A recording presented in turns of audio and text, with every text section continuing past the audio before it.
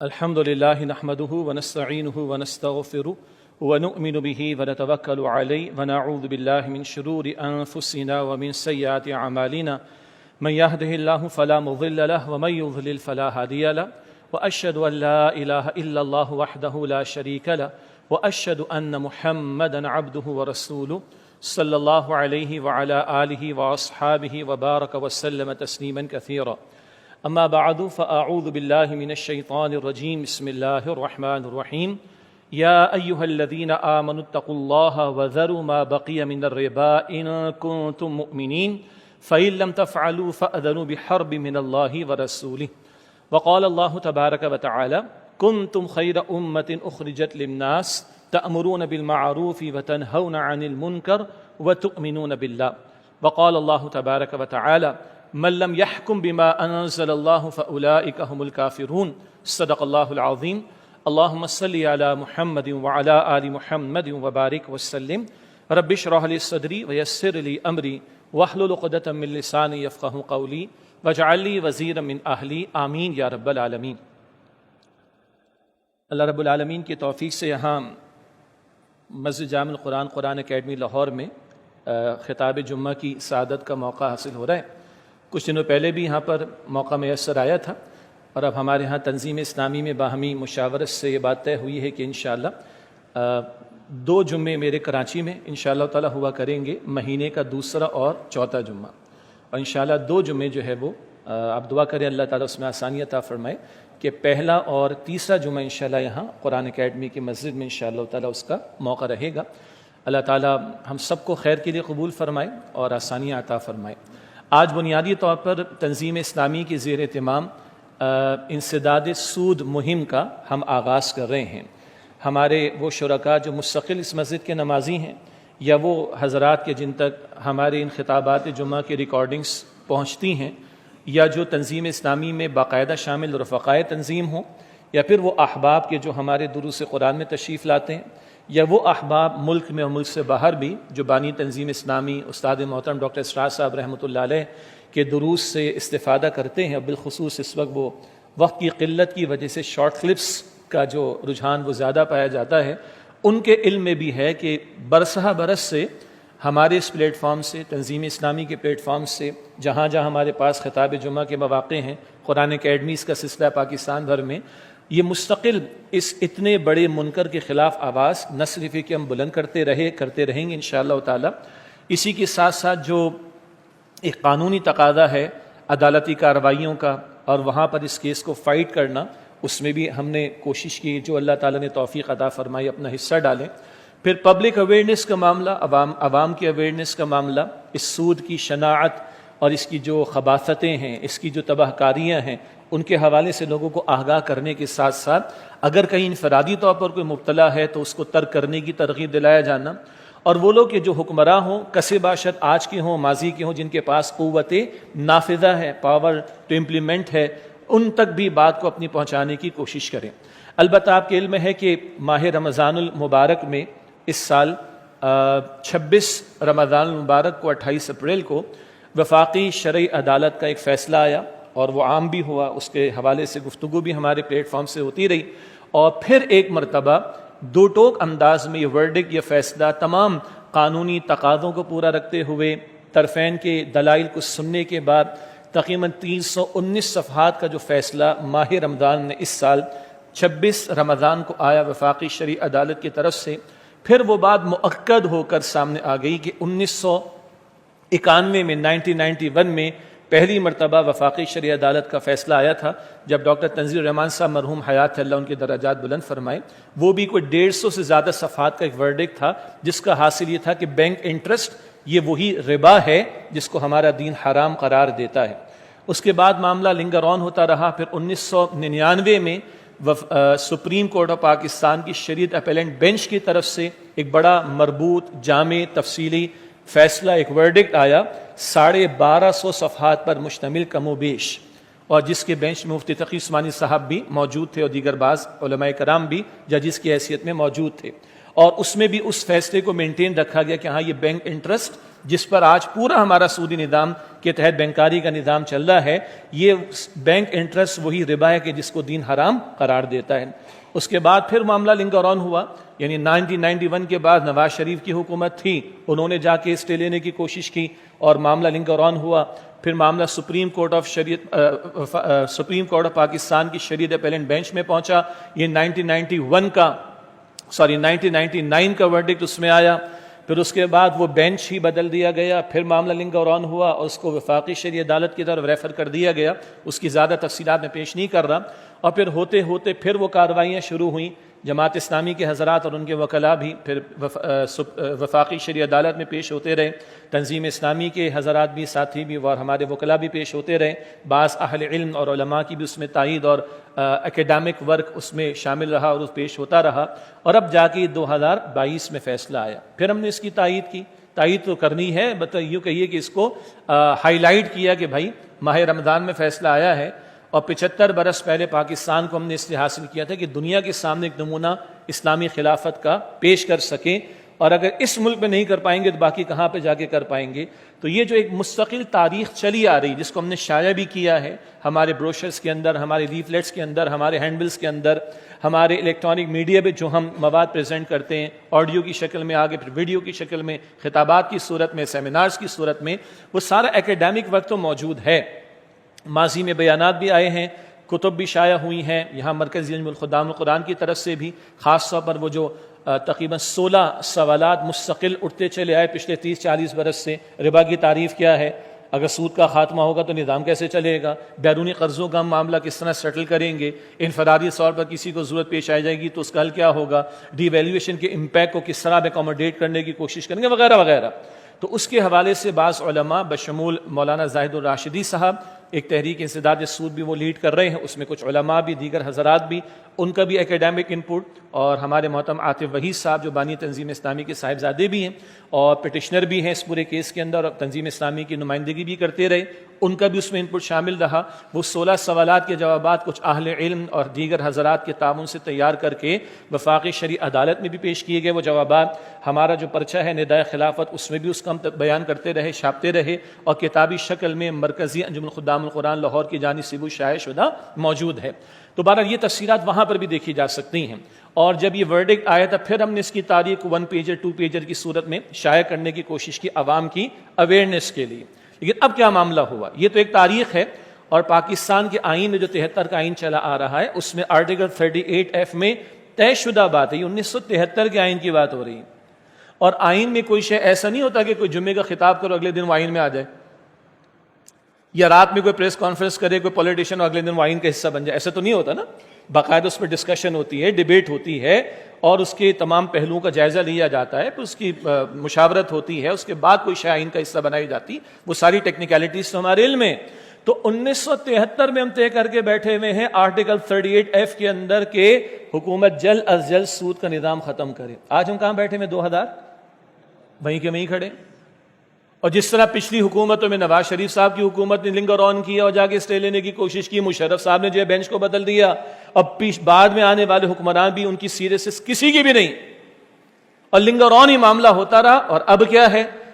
ایک طرف وفاقی حکومت نے ہم نے ٹاسک فورس بنا دی ہے جناب، اس میں ہم نے کچھ علماء کو بھی بشمول مفتی تقی عثمانی صاحب کو بھی شامل کر دیا، ہم نے جناب اسٹیٹ بینک کے ذمہ داران اور وزارت خزانہ کے ذمہ دار، ان کو بہت اچھی بات ہے، ٹاسک فورس آپ نے بنا دی ہے، اس کی ایک آدھ ملاقات بھی، میٹنگ بھی ہو چکی ہے، اس کی تھوڑی تفصیلات بھی سامنے آ گئیں، مگر اسی حکومت کا مرکزی bank state bank of Pakistan, اس نے جا کے سپریم کورٹ کے اندر پٹیشن ڈال دی۔ یہ منافقت تو نہ کریں نا، ایک طرف کہہ رہے ہیں ٹاسک فورس بنا دی ہے جناب، وہ رہنمائی کرے، یہ کرے، ایسا کرے، بہت اچھی بات ہے جناب، ہم تحسین کریں گے اس کی، لیکن ساتھ ہی اسٹیٹ بینک آف پاکستان جو مرکزی بینک ہے فیڈرل گورنمنٹ کے انڈر کا، وہ جا کے پٹیشن لے کے سپریم کورٹ آف پاکستان میں کھڑا ہو گیا۔ اس کا کیا مطلب ہے؟ کیا مطلب ہے اس کا؟ اس کا مطلب پھر لنگر آن کر دو 20-25 سال کے لیے، نہ جانے کتنے سالوں کے لیے۔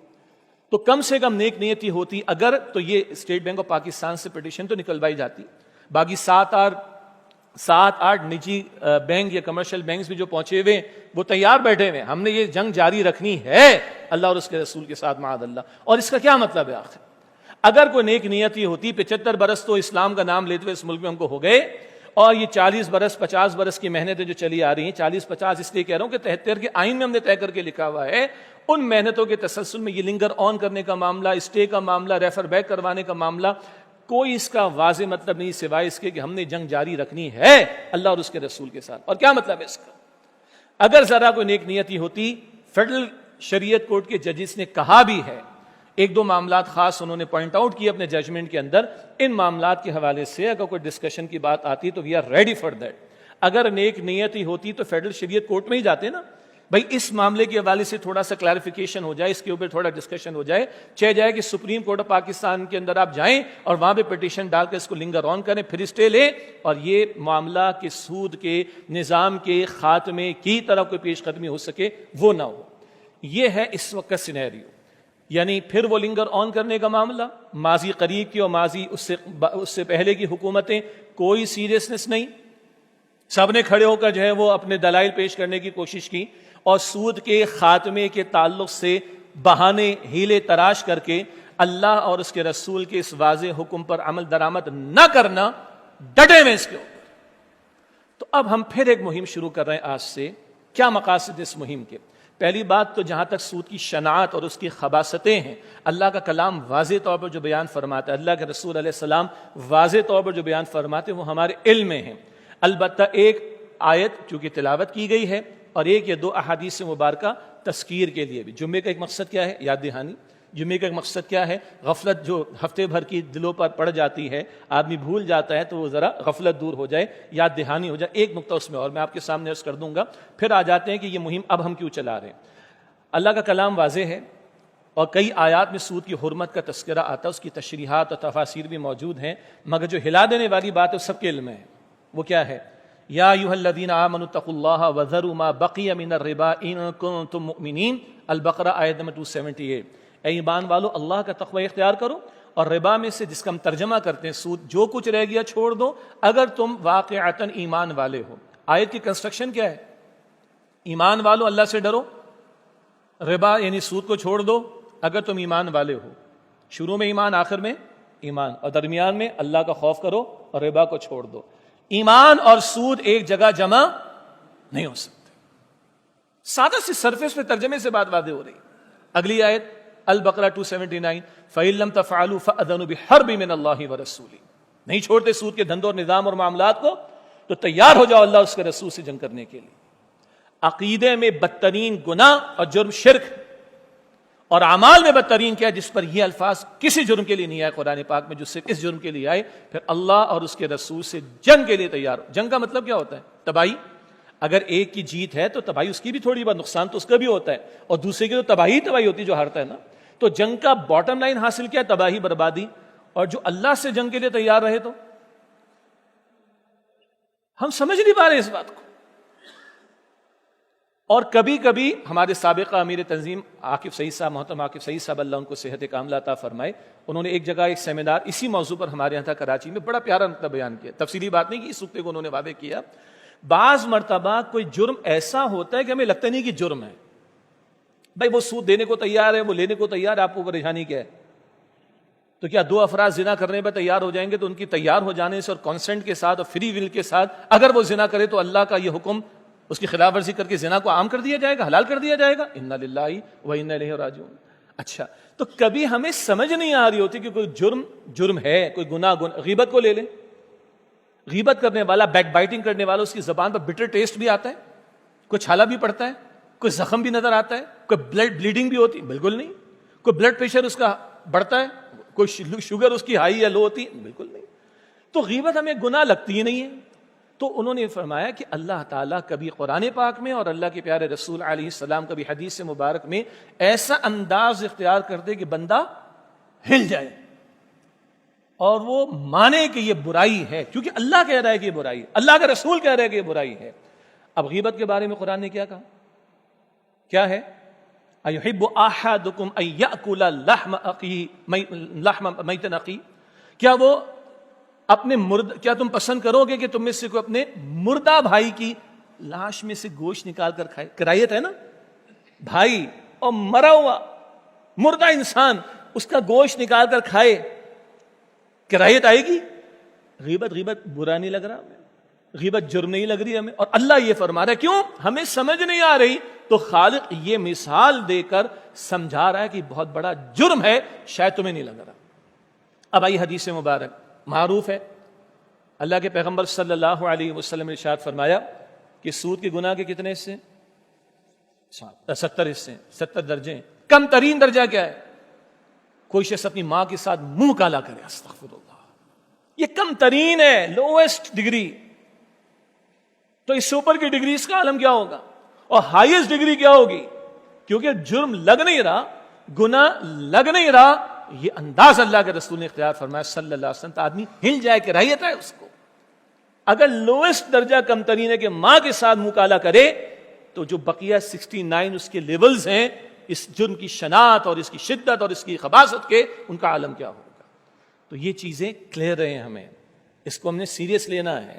اس لیے ہر تھوڑے عرصے میں اس معاملے کے حوالے سے تنظیم اسلامی کے پلیٹ فارم سے ہم کوشش کرتے ہیں، مہمات کے اعتبار سے، اویئرنیس کے اعتبار سے۔ اب کیا اس میں مقاصد ہیں؟ ایک تو یہ کہ یاد دہانی ایسے جرم کے حوالے سے کہ جو اللہ اور اس کے رسول سے جنگ کرنے کے مترادف ہے، اور ایسا جرم پر جس پر یہ احادیث اللہ کے رسول مکرم صلی اللہ علیہ وآلہ وسلم بیان فرما رہے، تو ایک عوام الناس کی اویئرنیس کا سلسلہ بھی جاری رہے۔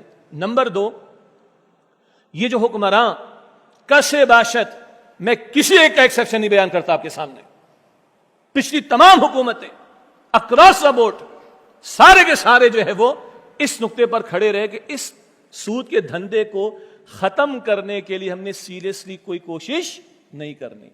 وہ جی کے پی کے میں ہو گیا، پنجاب اسمبلی میں بل پاس ہو گیا، نجی سود پر پابندی، دکانوں پر سود کا دھندا نہ ہو، فلاں جگہ پر سود کا دھندا نہ ہو، تو کیا مطلب ہے اس کا؟ یہاں سے بند کرو، آؤ ہمارے مین سسٹم کے اندر، آؤ ہمارے مین سودی سسٹم کے اندر، آؤ ہمارے مین نظام، وہاں سے بند کرو جہاں سے سارا منبع کھڑا ہوا ہے سود کے دھندے کا، اور جہاں سے جنگ اللہ اور اس کے رسول کے خلاف مستقل جاری رکھی جا رہی ہے۔ اس کی میں نے وضاحت کر دی، اس لیے میں عرض کر رہا ہوں اکراس دا بورڈ یہ تمام ہماری ماضی کی حکومتیں کوئی سیریس نہیں رہا اس معاملے کے اندر، بلکہ ڈنکے کی چوٹ پر کبھی اسٹے لینے کی بات، کبھی پٹیشن ڈالنے کی بات، کبھی ڈیلنگ ٹیکٹکس اختیار کرنے کی بات، کبھی ججز اور ان کے بینچز کو تبدیل کر دینے کی بات، وغیرہ وغیرہ وغیرہ، یہ تمام تر چیزیں۔ اس لیے ہم چاہتے ہیں کہ ایک طرف جہاں عوام کی اویئرنیس کا معاملہ ہو، وہاں حکمرانوں تک بھی ہم بات پہنچانے کی کوشش کریں، جن کے پاس قوت نافذہ موجود ہے، جن کے پاس پاڑ ہے، جن کے پاس اختیار ہے، نہ صرف کہ قانون سازی کا بلکہ قانون کو امپلیمنٹ کرنے کا بھی اختیار اور قانون اختیار ان کے پاس موجود ہے۔ تو حکمرانوں تک بھی بات پہنچائیں۔ بات پہنچانے کے جو بھی معروف طریقے، جو معروف ذرائع ہیں، کل ہم نے پریس کانفرنس کی ہے لاہور پریس کانفرنس کے اندر، پریس کلب کے اندر، معاف کیجیے گا، اور اپنے مقاصد کو وہاں پر بھی ہم نے اس مہم کے مقاصد کو کہ جو آج سے ہم شروع کر رہے ہیں اور 11 سپٹمبر تک انشاءاللہ یہ جاری رہے گی تقریباً 3 ہفتوں تک۔ اسی طرح یہ خطاب جمعہ یہاں ہو رہا ہے، پاکستان بھر میں ہو رہے ہیں، جہاں ہمارے ساتھیوں کو موقع ملتا ہے وہ بھی کوشش کریں گے انشاءاللہ تعالیٰ۔ لیکن حکمرانوں تک پہنچانے کے لیے ممبر آف پارلیمنٹ ہیں، سینیٹرز ہیں، صوبائی اسمبلی کے ممبران ہیں، وزیر اعظم ہے، صدر ہے، جہاں جہاں تک یہ بات ہم پہنچا سکتے ہیں ہم کوشش کریں گے۔ اس میں سوشل میڈیا کا استعمال، الیکٹرانک میڈیا کا استعمال، وہ بھی ہم کریں گے۔ تو ایک پبلک اویئرنیس بھی ہے، اور ایک جن کے پاس قوت ہے نافذ کرنے کی، ان تک بات پہنچانے کا معاملہ۔ اسی کے ساتھ ساتھ یعنی ممبر کی اپنی ایک حیثیت ہے، کروڑوں مسلمان بغیر کسی ایڈورٹائزمنٹ کے جمعے کی نماز میں آتا ہے۔ آج ایک مارکیٹنگ کی ٹیم کا بجٹ کتنا بڑا ہوتا ہے، سیلز کی ٹیم کا بجٹ کتنا بڑا ہوتا ہے، ای مارکیٹنگ ایڈورٹائزمنٹ کا بجٹ کتنا بڑا ہوتا ہے، لوگوں کو جمع کرنے کے لیے، اٹریکٹ کرنے کے لیے۔ یہاں ایک اذان کی آواز اور کروڑوں مسلمان جمعے کے دن مسجد میں ہوا کرتا ہے۔ تو ائمہ سے بھی ریکویسٹ کریں گے، ان تک بھی اپنا کانٹینٹ پہنچانے کی کوشش کریں گے، دینی اجتماعیتیں ان تک بھی پہنچانے کی کوشش کریں گے۔ وہ بھی اس منکر پر تو کسی کا اختلاف نہیں نا، نہ دیوبندی، نہ بریلوی، نہ اہل الحدیث، نہ شیعہ سنی، کسی کا کوئی اس میں مسئلہ نہیں ہے، حرام ہے سب کے نزدیک۔ تو اس ایک ایسے منکر، اور جو ہے بھی اتنا بڑا، جس کی تباہ کاری ہمارے سروں پر ہیں، میں 2-4 فگرز آپ کے سامنے بھی رکھ بھی دیتا ہوں انشاءاللہ تعالیٰ۔ تو ان دینی اجتماعیتوں تک بھی ہم بات پہنچائیں، ان کے سربراہان تک بات پہنچائیں، علماء تک بات پہنچائیں، دینی قیادتوں تک بات پہنچائیں، کہ یک زبان ہو کر اس ایک منکر کے خاتمے کے حوالے سے ہم مطالبہ رکھیں۔ جیسے اور بہت سارے مطالبات رکھے جاتے ہیں، آگے لسٹ چھوٹی سی آ جائے گی آپ کے سامنے، تو ان تک بھی ہم اس بات کو پہنچا رہے ہیں کہ ایک پریشر ڈیولپ کرنے والی بات، ایک دباؤ بڑھانے والی بات، اور ایک آمادہ کرنے سے آگے بڑھ کر ایسا پریشر ہو کہ جن کے پاس قوت نافذہ ہے وہ اس کے حوالے سے سیریسنس اختیار کرنے کی کوشش کریں۔ یہ ہمارے بس میں انشاءاللہ ہم کریں گے۔ باقی اس کے علاوہ جو بھی معروف ذرائع شریعت کی حدود میں رہتے ہوئے اپنے مافذ ضمیر کو اپنی بات کو پہنچانے کے ہیں، electronic media, print media, social media, خطابات کی بات ہے، سیمینارز کی بات ہے، اخباری سپلیمنٹ کی بات ہے، اشتہارات کی بات ہے، اور اس طریقے کے جو بھی ذرائع ہیں وہ انشاءاللہ ہم سب اختیار کرنے کی کوشش کریں گے۔ تو یہ 3 ہفتے کی ایک مہم ہے جو آج سے پاکستان بھر میں ہم اللہ تعالیٰ کی توفیق سے شروع کر رہے ہیں۔ تو حکمرانوں تک بھی اللہ کرے کہ بات پہنچے، ان تک بھی پہنچانے کی کوشش کریں گے، عوام تک بھی، اور جو دیگر ذمہ داران ہیں، ایون سیاسی جماعتوں کو بھی ہم لکھتے ہیں خطوط الحمدللہ۔ اگر ممبرز آف پارلیمنٹس کو لکھ رہے ہیں، صوبائی ممبران اسمبلی کو لکھ رہے ہیں، سینیٹرز کو لکھ رہے ہیں، تو سیاسی جماعتیں بھی شامل ہو گئیں، مگر ان کے سربراہان تک بھی بات پہنچانا، یہ اب دین النصیحہ، اللہ کے نبی علیہ السلام نے فرمایا دین نصیحت کا نام ہے، خیر خواہی کا نام ہے، پہنچانا چاہیے خیر خواہی کے جذبے کے ساتھ بات کو۔ عرض کی کہ اللہ کے رسول کہاں تک پہنچائیں، کس کے ساتھ وفاداری رکھیں، کس کے ساتھ خیر خواہی رکھیں؟ فرمایا کہ اللہ کے ساتھ وفاداری، اللہ کی کتاب کے ساتھ وفاداری، اللہ کے رسول علیہ السلام کے ساتھ وفاداری، مسلمانوں کے ائمہ ذمہ دار خاص طور پر حکمران اولن ان کے ساتھ خیر خواہی کا معاملہ، اور عام مسلمانوں کے ساتھ خیر خواہی کا معاملہ، ان تک بھی بات کو پہنچانے کی کوشش کی جائے۔ اب جو تھوڑا سا اس بات کی طرف بھی توجہ ہو جائے کہ جہاں اللہ تعالیٰ اور اس کے رسول سے جنگ کے مترادف اس جرم کو کہا گیا، وہ تباہیاں کیا آج ہم محسوس نہیں کر رہے؟ ہماری جو فیڈرل گورنمنٹ کا بجٹ بنا، وفاقی بجٹ جسے کہا جاتا ہے، اس کے اندر عجیب عجیب قسم کے فگرز ہمارے سامنے آ رہی ہیں۔ 9,500 ارب روپیہ کم و بیش باٹم لائن بجٹ کی فگر ہے، 9,500 ارب روپیہ، اس میں سے 4,000 ارب روپیہ سود کی ادائیگی میں جا رہا ہے۔ کتنا؟ اچھا، اس 4,000 ارب روپے میں سے 3,500 ارب روپے سود کے نام پر پاکستان کے اندر ادائیگی کے لیے ہے، باقی 500 پلس کچھ ارب روپے بیرونی۔ تو بڑا مسئلہ کہاں لگ رہا ہے آپ کو؟ اور اندر کا سود، پاکستان کے اندر سود ختم کرنے میں کیا مصیبت آ رہی ہے؟ ایک ادارہ دوسرے کو چارج کر رہا ہے، وہ تیسرے کو چارج کر رہا ہے، اور بھگت کون رہا ہے؟ عوام بھگت رہی۔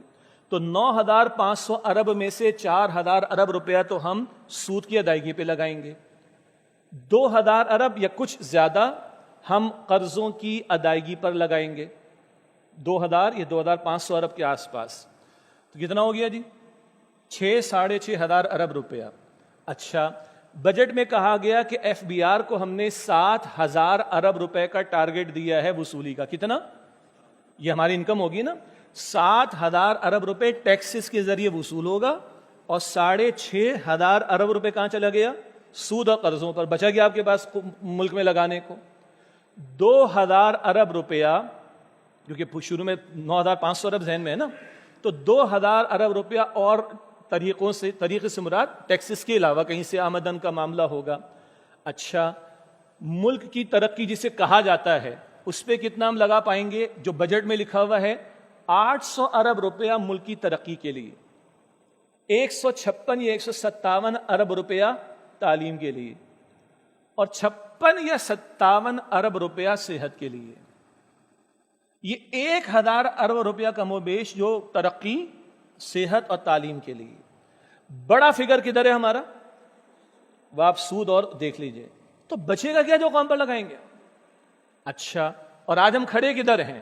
سارے اکراس دا بورڈ، کیا ہماری ملٹری، کیا اس وقت کی حکومت، کیا پچھلی والی، ہم نے آئی ایم ایف کو راضی، سب کہہ رہے ہیں، سارے کے سارے ہم نے آئی ایم ایف کو راضی کر لیا، ہم نے یہ جتن کیے تو ساری شرائط پوری ہوئی۔ پچھلے والی بھی کہہ رہے ہیں، اب بھی بڑی خوشیاں منا رہے ہیں۔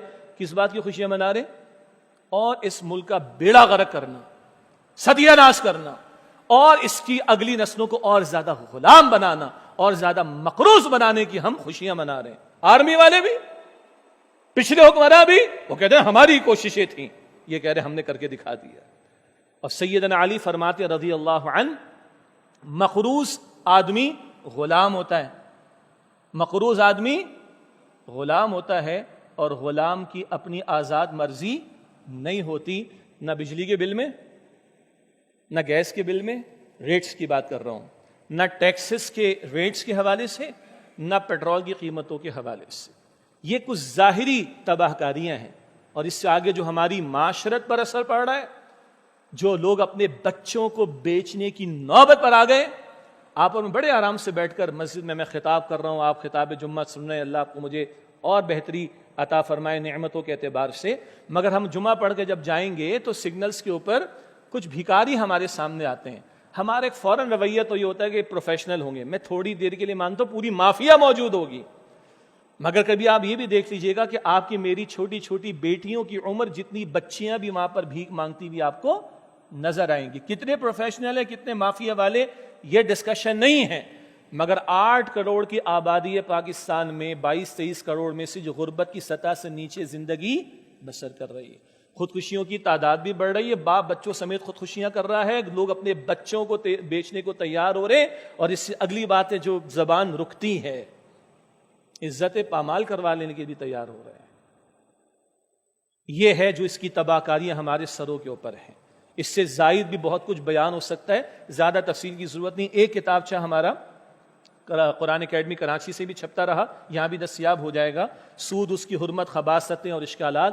اس کے اندر خباثتوں کا کوئی 20-26 پوائنٹ ہیں، کس طرح معاشرت کی سطح پر، معیشت کی سطح پر، اجتماعی معاملات کے اندر، اقدار کے معاملات کے اندر اس سود کی جکڑ بندی کی وجہ سے تباہی بربادی آتی ہے۔ یہ باتیں آنکھیں کھول دینے کے لیے ہمارے لیے کافی ہیں۔ تو میں نے 2-3 بنیادی باتیں آپ کے سامنے رکھی، ایک تو تذکیر کے طور پر کہ کس قدر بڑا یہ جرم ہے، اس کے خلاف آواز اٹھانا فرض ہے ہمارا۔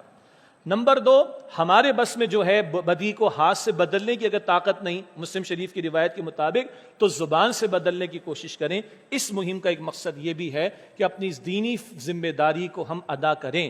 قرآن پاک بتاتا ہے یہ امت کس کام کے لیے کھڑی کی گئی، سورہ آل عمران آیت نمبر 110، کنتم خیر امۃ اخرجت للناس تأمرون بالمعروف وتنہون عن المنکر، تم بہترین امت ہو جنہیں انسانوں کے لیے، لوگوں کے لیے برپا کیا گیا۔ تم نے صرف اپنے لیے نہیں جینا، یہ ترجمانی ہے، تمہیں لوگوں کے لیے برپا کیا گیا۔ کیا کرو گے؟ تم نیکی کا حکم دو گے، بدی سے روکو گے۔ تو اس منکر کے خاتمے کے لیے جد و جہد کرنا، یہ آپ کا میرا دینی فریضہ ہے۔ مفسرین نے لکھا ہے کہ وہی شخص امتی کہلانے کا مستحق ہے جو اس کام میں اپنا حصہ ڈال رہا ہو۔ امت اس کام کے لیے کھڑی کی گئی، اور منکر بھی کیسا منکر؟ اللہ کو چیلنج کرنے والی بات، معاذ اللہ، اللہ اور اس کے رسول سے جنگ جاری رکھنے والی بات۔ اس پر تو نہ صرف کے چہرے کا رنگ بدلنا چاہیے، بلکہ اپنا تن من دھن اس منکر کے روکنے کے لیے بس میں ہے وہ بندہ لگانے کی کوشش کرے۔ اس مہم کا بھی ایک بہت بڑا مقصد یہ ہے۔ ایک بات ذرا، وہ پچھلا جمعہ جو کراچی میں تھا 14 اگست کے تناظر میں اور فریضہ شہادت کے تناظر، میں نے کراچی میں بات بیان کی تھی، آج لاہور میں بھی کر دیتے ہیں۔ یہ قوم کھڑی تو کئی مرتبہ ہوتی ہے، مثلا بجلی نہیں ملتی تو قوم کھڑی ہوتی ہے نا، ایک علاقے لوگ دھرنے دیتے ہیں، جلاؤ گھیراؤ پتہ نہیں کیا کیا کرتے ہیں۔ گیس سے ملتی تو لوگ دھرنے دیتے ہیں، کھڑے ہو جاتے ہیں، سڑک بلاک کرتے ہیں، گاڑیوں کے شیشے بھی توڑتے ہیں، جو کہ غلط بات ہے۔ کیوں شیشے توڑ رہے ہو؟ اس کی بھی ہو سکتا ہے کہ بجلی بند ہو یا گیس بند ہو، لیکن کھڑے ہو جاتے ہیں۔ پانی نہیں ملتا، لوگ کھڑے ہو جاتے ہیں۔ ابھی وہ ٹیکس لگا جناب بجلی کے بلوں کے تعلق سے، تو کھڑے ہو گئے تھے نا تاجر۔ حکومت نے بات مانی کہ نہیں مانی؟ ہاں، ماضی میں آپ نے دیکھا کہ سیلز ٹیکس کا ریٹ بڑھ جاتا تھا تو بزنس کمیونٹی ہڑتالیں کرتی تھی اور گورنمنٹ کو مجبور کرتی تھی مذاکرات پر، وہ ٹیکس کا، سیلز ٹیکس کا ریٹ کم ہو جاتا تھا۔ اچھا، لوگ اپنے لیڈروں کے لیے کھڑے ہو جاتے ہیں۔ کراچی الطاف حسین کی شان میں گستاخی کی ایک اور سیاست دان نے تو پورا کراچی جلا دیا، ٹھیک ہو گیا۔ زرداری صاحب کی شان میں گستاخی کرے تو پیپلز پارٹی والے کیا زبان استعمال کرتے ہیں آپ دیکھ لیں۔ عمران خان کے بارے میں کوئی مخالفت کر کے بات کر دے تو ذرا دیکھ لی کہ وہ عمران خان کی محبت رکھنے والے کیسے کھڑے ہو کر کیا زبان استعمال کرتے ہیں۔ سبحان اللہ، مطلب لیڈروں کے لیے غیرت ہے، کھڑے بھی ہوتے ہیں، زبان بھی غلط استعمال کرتے ہیں، اور لینگویج وہ ٹاک شوز میں استعمال کرتے ہیں جو شریف گھرانے کے افراد مل کر نہیں دیکھ سکتے۔ تو ہم بجلی کے لیے کھڑے ہو جائیں، گیس کے لیے کھڑے ہو جائیں، ٹیکس ریٹس کم کروانے کے لیے کھڑے ہو جائیں، اپنے سیاسی جماعت کے لیڈروں کی محبت پہ کھڑے ہو جائیں۔ اللہ کا حکم اور اللہ کا دین کوئی یتیم سوتیلا لاوارث ہے؟ اس کے لیے کھڑے ہونے کو تیار نہیں۔ ہماری بعض مذہبی سیاسی جماعتیں وہ کھڑی ہو جاتی ہیں دھرنوں کے لیے، حکومتوں کو گرانے والی محنت میں اپنا وزن بھرپور ڈالنے کے لیے۔ سبحان اللہ. ان ساری جگہوں پر قوم کھڑی ہوتی ہوئی نظر آ رہی ہے. مگر اللہ کے ساتھ جنگ ختم ہو, اللہ کے رسول کے ساتھ جنگ ختم ہو صلی اللہ علیہ وسلم, یہاں غیرت دکھائی نہیں دے رہی. یہ رونا ہے میرا. کیا جواب دیں گے کل اللہ سبحانہ و تعالیٰ کو؟ تمہارا جسم تمہارے لیے اہم تھا یا تمہاری روح, تمہارا ایمان, تمہاری آخرت تمہارے لیے اہم تھی؟ کیوں کھڑے نہیں ہوئے تم؟ اور تم اپنی مٹیریل نیڈز کے لیے دنیا کی عارضی چھوٹی سی چند ضروریات جو کہ ہیں, نفی نہیں کرتا میں اس کی, مگر اس سے بڑی ضرورت میری روح کی ضرورت ہے, میرے ایمان کی ضرورت ہے, اور کل کی میری نجات کی ضرورت اور اہمیت ہے. اللہ نہیں پوچھے گا تم اپنی عارضی دنیا کی چند ضروریات کی خاطر تو کھڑے ہوئے تھے, تو میرے دین کے لیے کھڑے نہیں ہوئے, تم میرے ساتھ جاری جنگ کے خاتمے کے لیے کھڑے نہ ہوئے, تم نے اپنا حصہ نہیں ڈالا جو تمہارے بس میں تھا. ہم کیا جواب دیں گے کل اللہ سبحانہ و تعالیٰ کو؟ یہ ہم سب کو سوچنے کی کوشش کرنی ہے. تو اس مہم کے دوران عوام کے ساتھ بھی, عوام تک بھی, حکمرانوں تک بھی, مذہبی دینی جماعتوں کی ذمہ داران تک بھی, ائمہ مساجد تک بھی, میڈیا کے ذمہ داران تک بھی, سب مسلمان الحمدللہ سب اللہ اور اس کے رسول کو مانتے ہیں. اور کون مسلمان کہے گا کہ یہ جنگ جاری رہنی چاہیے؟ کہہ سکتا ہے, لیکن غفلت ہے, ڈھٹائی بھی ہے کچھ جگہ, ضد بھی ہے کچھ جگہ. تو بھائی خدا کے بندو, اللہ کے قہر اور اللہ کے عذاب سے ڈرو. اور اسی معاشی سطح کے اوپر جو تباہی بربادی ہے, اگر یہ تباہی بربادی بڑھتی تو ملک کہاں محفوظ رہ سکتا ہے؟ بیرونی طاقتیں کس قدر اس ہتھیار کو استعمال کر کے اپنی باتیں ہم سے منوا رہی ہیں. کل ہمارا عقیدہ, کل نہیں آج ہمارا عقیدہ, آج ہمارا ایمان, آج ہمارا وہ اسلام کا نظریہ جس کی بنیاد پر ہم نے ملک کو حاصل کیا, وہ آج اسٹیک پر آ چکا. ہم ملک کے اثاثے بیچنے کے لیے تیار ہو چکے ہیں, تو کل کے ایمان بھی بیچ دیں گے. انا للہ و انا الیہ راجعون. اس شدت احساس کے ساتھ پھر دل کے کانوں سے سنیے, اس 3 ہفتے کی مہم میں ان سارے پہلوؤں کے اعتبار سے اس منکر کے خاتمے کے لیے جو محنت کوشش ہو سکتی ہے اس میں ہمیں اپنا حصہ ڈالنا ہے. اللہ تعالیٰ مجھے آپ کو ہم سب کو اس کی توفیق عطا فرمائے. چند منٹ صرف 2-3 نقطوں کے اوپر بات توجہ دلانی حالات حاضرہ کے اعتبار سے. اب ہر دن اتنی باتیں سامنے آتی, کس کس بات پر بندہ اظہار کرے. ہم نے 14 اگست منائی, میں نے 12 اگست کو خطاب کیا تھا.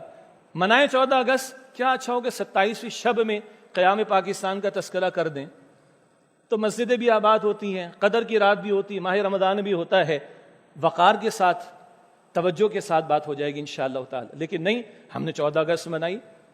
میرے بچے تو پوری رات سو نہیں سکے تھے, کراچی میں وہ باجے بھی بجتے تھے اور 1 ویلر بھی تھے, سائلنسر بھی نکلے ہوئے ہیں, فائرنگ بھی ہوتی ہے. یہ تو کیا عوام نے. اور سرکاری سرپرستی میں ہونے والی تقریب میں کیا ہوا؟ جہاں موجودہ حکمراں, اتحادی جماعتیں, ان میں نظریاتی جماعتیں, مذہبی جماعتیں بھی موجود ہیں شامل اس اتحاد کے اندر, اور جو ہلڑ بازی وہاں پر ہوئی ہے, جو رقص سرور, یہ ہلکا لفظ ہے, رقص سرور کے اندر بھی جو گراوٹ, میں کیا الفاظ آپ کے سامنے استعمال کروں, تو ہم قوم کو کیا میسج دے رہے ہیں؟ ہوتا تو کبھی یہ تھا, ہونا تو یہ چاہیے تھا. بچہ آج بھی اسکول جاتا ہے, ترانہ پڑھ کر آتا ہے, پاکستان کا مطلب کیا, لا الہ الا اللہ پڑھ کر آتا ہے. اقبال کے 2 جملے, قائد اعظم کے 2 جملے پڑھ کر آ جایا کرتا تھا, اس سے بھی کوئی ذہن سازی ہو جاتی تھی. اب ہم دکھا رہے ہیں گانا, ہم دکھا رہے ہیں ڈانس, ہم دکھا رہے ہیں مخلوط محفلیں. یہ سرکاری تقریب میں بھی ہوا, اور غیر سرکاری طور پر اور کرنے والوں کے ابھی وہی انداز جو کانسرٹ کا انداز ہوتا ہے, وہی مخلوط ماحول, مرد و عورت کا اختلاط, وہی اللہ گلہ وہاں پر, وہی کانسرٹ کی طرح دائیں سے بائیں, بائیں سے دائیں, جو بھی انداز ہوا کرتے. اللہ حفاظت فرمائے ہماری. یہ غیر سرکاری طور پر بھی ہونے والی تقاریب میں اور جلسوں میں, اور سرکاری تقریب کے اندر بھی مخلوط معاملہ, رقص سرور کا معاملہ. کیا میسج دینا چاہ رہے؟ ہم شاید باہر والوں کو کہہ رہے ہیں ہم, یہ ہمارا سافٹ امیج ہے, آپ پریشان نہ ہو, آپ اسلام و فوبیا کا آپ قائل ہو تو آپ ہم سے پریشان نہ ہو, ہم تو یہ کرنے والے ہیں. انا للہ و انا الیہ راجعون. دوسری بات جناب, اس وقت وزیر اعظم صاحب کی جماعت کے ایک صاحب نے قومی اسمبلی کے اندر کھڑے ہو کر ایک عجیب فتویٰ علماء سے جا کر لیجیے, کم و بیش کفریہ جملہ, ذرا محتاط جملہ میں کہوں, اتنی جلدی تو اللہ تعالیٰ بھی ریلیف نہیں دیتا جتنی جلدی ہماری حکومت نے ریلیف عوام کو دے دیا ہے. انا للہ و انا الیہ راجعون. ٹھیک ہے, میرے اس تبصرے کو سیاسی سے بڑھ کر دینی غیرت اور حمیت کا تقاضا سمجھ کے سنیے گا. 10 محرم آ گئی, ہر جماعت اسوہ حسینی کا ذکر اور یزید کی مذمت میں جو کچھ کہہ رہے, ہم حسینی ہیں اور سامنے والے یزیدی. سبحان اللہ. نواسہ رسول کس مشن کے لیے کھڑے ہوئے تھے؟ ذرا آنچ دین پر آ رہی تو 72 پیش کر دی اللہ تعالیٰ کی راہ میں. اور ہمارا تو پسینہ بھی اللہ کے دین کے غلبے کی جد و جہد کے لیے نہیں بہ رہا، مگر اکثر سیاسی جماعتیں اپنے کو کہہ رہے ہیں حسینی، اور سامنے والے کیا ہیں؟ یہ ہم اپنے سیاسی تبصروں کے اندر کہاں تک بات کو لے کے چلے گئے؟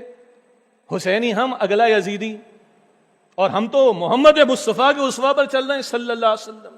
ان کی سیرت ہمارے لیے رول ماڈل ہے، اور اجتماعی طور پر نمونے تم کیا پیش کرو لوگوں کے سامنے. اور جرت کی یہ انتہا کہ صاحب ہم نے وہ ریلیف دکھایا دے کر آپ کو قوم کو، انا للہ و انا الیہ راجعون. اتنی جلدی تو اللہ تعالیٰ بھی ریلیف نہیں دیتا. وہ اللہ کے بندو سیاست کرنی کرو، مگر ان جملوں کو جہاں اللہ کی ذات، اللہ کے پیغمبر کی ذات، اللہ کے رسول علیہ السلام کی صحابہ کرام کی ذات ان پر حرف آنا شروع ہو جائے، اپنے ایمان کی، اپنی آخرت کی بھی فکر کرنی چاہیے. اور آخری بات، فیصل آباد کے اندر جو ایک واقعہ ہوا اور ایک مبینہ طور پر جو ایک زیادتی ایک لڑکی کے ساتھ کی گئی اور ایک امیر شخص کی طرف سے، اور باقاعدہ اس کی بیٹی ویڈیو بنا کر پریزنٹ کر رہی ہے، یہ سارا کچھ ہو رہا ہے. آج کل ہماری غیرت پتہ نہیں کیا، ہم بے حسی کی انتہا پر ہیں. کراچی میں ایک بندہ ڈوب رہا ہے، ندی کے اندر پانی آ گیا، ویڈیو بن رہی ہے اس کی. ہاں وہ ہاتھ بھی چلا رہا تھا، پیر بھی چلا رہا تھا. ہم کس کریز کے اندر مبتلا ہیں؟ اس بیچارے ڈوبتے ہوئے کی ویڈیو بنا رہے، مگر کوئی اتنی محنت بھی ہوئی کہ ڈوبتے ہوئے کو بچانے کے لیے کوششیں ہوں، واللہ عالم، مگر ہم ویڈیو کے کریز میں یہاں تک چلے گئے. اور وہ امیر زادہ ہے اور اس نے مبینہ زیادتی کی. یہ ایک واقعہ نہیں ہے، یہ زیادتیوں کے معاملات بڑھ رہے ہیں. یہ مستقل اپنی جگہ پر ایک موضوع ہے. ایک طرف یہی میڈیا ان چیزوں کو ہائی لائٹ کر کے کہتا ہے جی بڑا ظلم ہوا، اور یہی میڈیا جو بے حیائی، فحاشی اور یعنی کو فروغ دے کر جذبات کو بھڑکانے کا موقع فراہم کرتا ہے، اور باتیں کہاں کہاں جا کر نکلتی. نکاح کو کر دیا مشکل، بھڑکانے کے جذبات کو بھڑکانے کے مواقع کر دیے فریلی ایکسیسیبل، اور پیش خوب ہو رہے سارے معاملات، سزا کسی ایک کو نہیں ہوتی. دین تو کہتا ہے کہ سزا تو علل اعلان دی جائے تاکہ لوگوں کو عبرت ہو.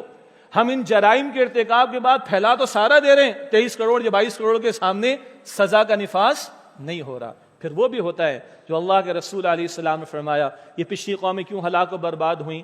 کوئی چھوٹا جرم کرتا تو اس کو سزا دیتے، اور بڑا جرم کرتا تو اس کو چھوڑ دیا کرتے تھے. آج یہی ہم بھی بھگت رہے ہیں کہ چھوٹے وہ بھگتیں گے، آپ اور میں بھگتیں، پیٹرول کی قیمتیں بھی بھگتیں، جی چلان بھی بھگتیں. ہاں 50 کروڑ سے کم کی اگر کر رہے ہیں آپ تو بڑے والے وہ پریشان نہ ہوں، ان کو ہم ایگزیمٹ کروا رہے ہیں. یہ سارا ظالمانہ نظام کس کے حق میں؟ کچھ ایلیٹ کلاس کے لوگ اور کچھ وہ کہ جن کے ویسٹڈ انٹرسٹ ہیں. یہ باطل نظام، ظالم نظام ان کو سپورٹ دیتا ہے. اس کے خلاف بھی آواز بلند کرنا یہ آپ کی میری دینی ذمہ داریوں میں شامل ہے. اور آخری وہ ایک آیت تلاوت کی تھی کہ من لم یحکم بما انزل اللہ فاولئک هم الکافرون، المائدہ کی آیت نمبر 44. جو لوگ اللہ کے نازل کردہ کلام کے مطابق فیصلے نہیں کرتے وہی عملاً کیا کر رہے ہیں؟ وہ کفر کر رہے ہیں. تو اس باطل نظام کے خاتمے کی جد و جہد یہ مستقل تنظیم اسلامی کی دعوت ہے. اقامت دین کی جد و جہد، غلبہ دین کی جد و جہد، البتہ سر دس یہ اتنا بڑا جو منکر ہے اس کے خلاف ہمیں آواز بلند کرنی چاہیے. اللہ تعالی ہمیں دین کی سمجھ، دین پر عمل کی توفیق، دین کی دعوت اور اس کے قیام کی جد و جہد کی توفیق عطا فرمائے. وآخر دعوانا الحمدللہ رب العالمین.